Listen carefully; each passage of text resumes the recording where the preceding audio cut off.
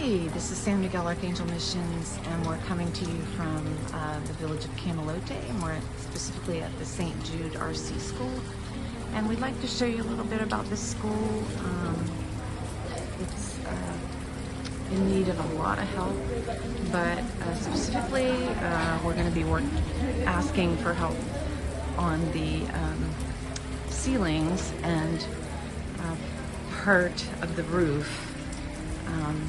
Specifically, you can see here, this is a pathway that the kids walk to get from class to class.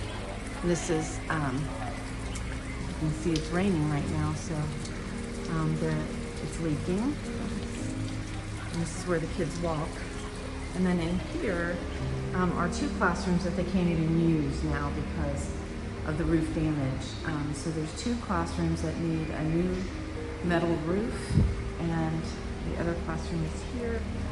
And you can see the same damage here, a lot of leaks. So the metal and the wood is rotten and it needs to be replaced. They had to abandon the classrooms because the particle board was falling on the children while they were in their classes. And then right here, there's 4 classrooms, all of which do not have a ceiling on them.